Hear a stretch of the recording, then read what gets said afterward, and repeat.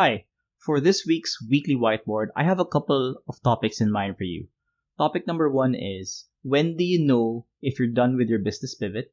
That's topic number one. And topic number two is what happens next after you're done pivoting? Now, for topic number one, which is when do you know if you're done with your pivot? Note that this does not necessarily mean that you have a complete recovery in revenue. It's actually not true. Instead, I would say there are 5 specific things that you need to watch out for before you can tell yourself, yes, you have completely adjusted to the new normal.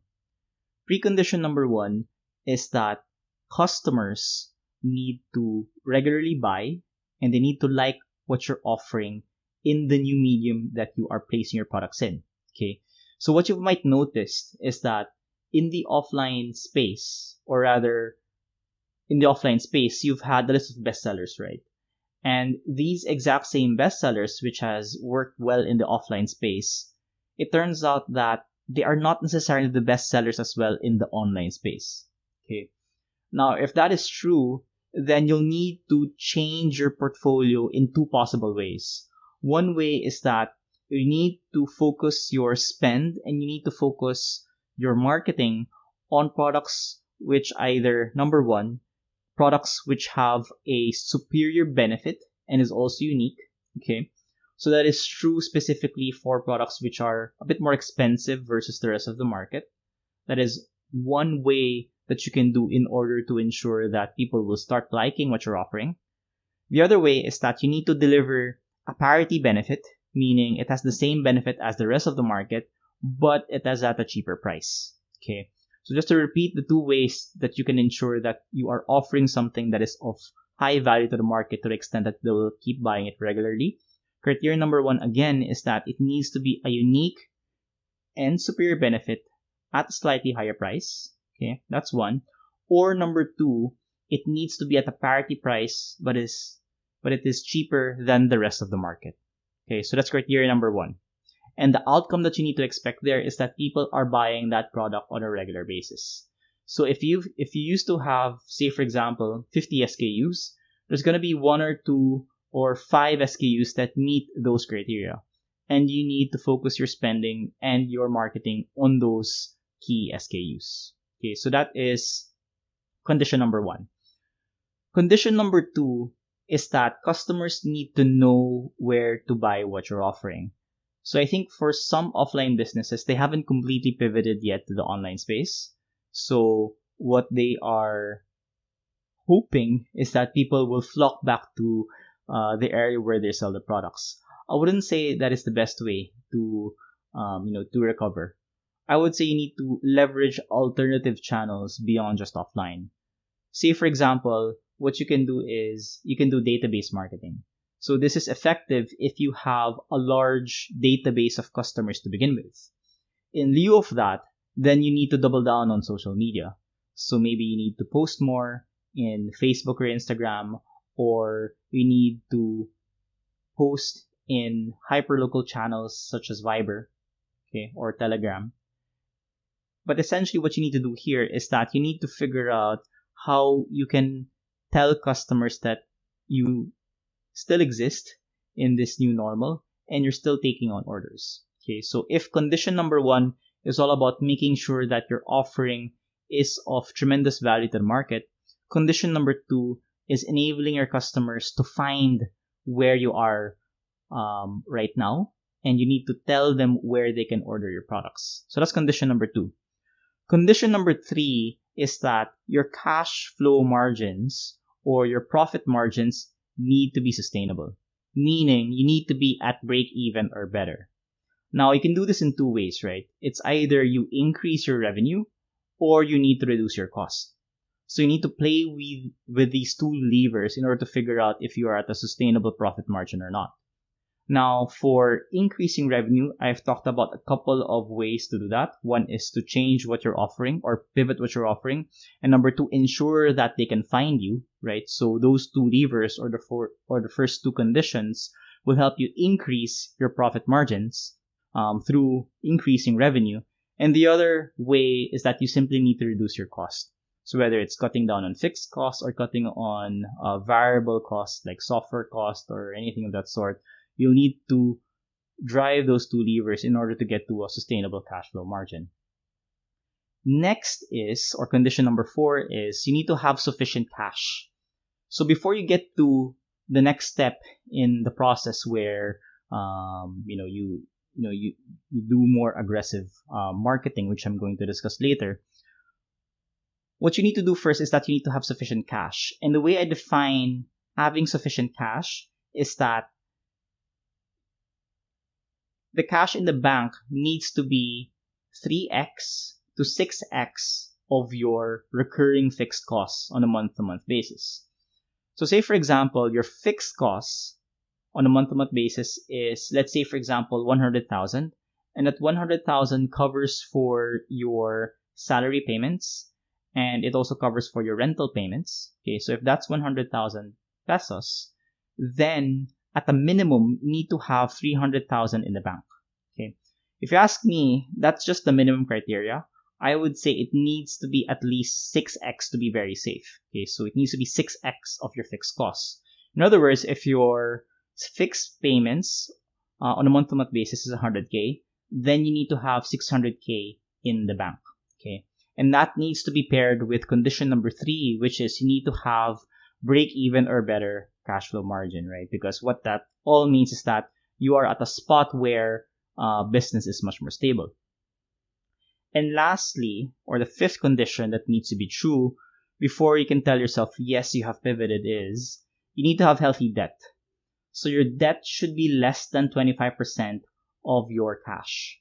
So if, for example, your cash is 400,000 pesos, so let's say that is your cash right now in the bank for business stuff, then it needs to be less than or equal to 100,000 pesos, right? So 100,000 pesos would be equal to the debt that you've raised, and then the rest is all from profits. Okay, so again, if your debt is less than 25% of the total cash in the bank, then I would say that you have a healthy level of debt.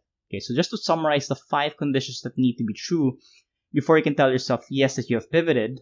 Number 1, customers need to like what you're offering. And the way that you can do that is you need to deliver a superior benefit that is unique at a slightly higher cost, or you can deliver a parity benefit that is cheaper than the rest of the market. Okay, so that's condition number 1. Condition number 2 is that customers need to know where they can buy you, right, without leaving their home. So whether it is through SMS, whether it is through outbound calls or cold calls, whether it is through social media or Google, you need to define that specific channel for you. Third condition is make sure that your cash flow is sustainable. Or in other words, you need to have break even or better cash flow profit margin. Condition number 4 is that you need to have sufficient cash, which is defined as at least 3x of your monthly fixed costs. Okay, that should be in the bank. So again, if your fixed cost on a month-to-month basis is 100K, then you need to have at a minimum 300K in the bank. And then lastly, you need to have healthy debt, which is defined as 25% of your cash should be raised from debt. Okay, so if you have all of those 5 conditions, then you can now proceed to the next step, which is you now need to play offense. Okay, and I phrase it this way because in the situation where your competition is still struggling in the 5 conditions that I've defined, you need to play offense because you are now both competing in a shrinking market. Okay, and if the market is shrinking, then the only way that you can really grow is by taking market share from your competitors, which means you need to do 2 things. Number 1, you now need to start doing aggressive marketing and advertising. If your competition is not marketing their services, then you can pretty much get the lion's share of market sentiment, or you get the lion's share of people's awareness about the products and services that are available in the market, right? You can get that top of mind awareness through aggressive marketing and advertising. Okay, that is reason number 1. And reason number 2 is that because of less competition in the market, what happens in the advertising space is that the prices will be cheaper. The prices will be cheaper because the way most marketing is priced in the market is based on an auction basis. Auction meaning the more bidders there are in the marketing auction, then the higher the price will be. If there are less bidders in the auction, then the price of marketing will be cheaper. Okay, so at least for our clients, we're seeing prices cheaper by about 20 to 30% versus the rest of the market, or versus rather pre-COVID. So that is one way that you can play offense. The second way that you can play offense in order to gain market share and get an edge over your competition is that you need to create and invest on new products and services. Because in this new normal, the needs have changed, the problems have changed, and therefore these are unmet needs and unmet problems or unsolved problems in the market. And your role right now is to invest in new products and new services that serve this new marketplace. So say, for example, if you are a service company and historically the way that you have been helping out clients is through labor, if they cannot afford your labor anymore, for example, or they cannot afford your service anymore, then what you need to do as a way to help adjust to their budget is by offering training programs. So whether it's a workshop, whether it's an online course, or whether it is through a one-time consultancy, well, those are the ways that you can do in order to serve the new problems that exist in the market. Okay, so that's one way that you can offer new products and services. With that said, what I wanted to do finally is that I wanted to invite you to a free webinar. So this free webinar is going to go in depth on the ways that you can play offense in the market, specifically how you can come up with new products and services and how you can be more aggressive on a marketing and advertising standpoint in a way that is sustainable and profitable for you. So there's going to be a free webinar on that. And the way that you can access the invite to the webinar is by downloading the public toolkit. Now, the public toolkit simply summarizes all of the work that we have done so far in terms of telling you what are the different frameworks that you can use in order to make great copy, adjust to the new marketplace, and many others. Okay, so what's going to happen once you download that digital toolkit is that there's going to be an email, and that email will invite you to this free webinar. So once you register for that webinar, which is going to happen on Friday, July the 3rd, 3 p.m., you're going to get access to the different marketing strategies that we've been using for our clients to help them thrive and manage the tougher competition in this day and age.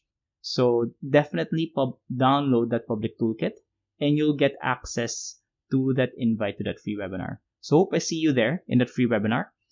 Again, it's all about playing offense in the new normal. It's about figuring out how to aggressively market and advertise, despite the increase in competition, right? So definitely go there and download that public toolkit.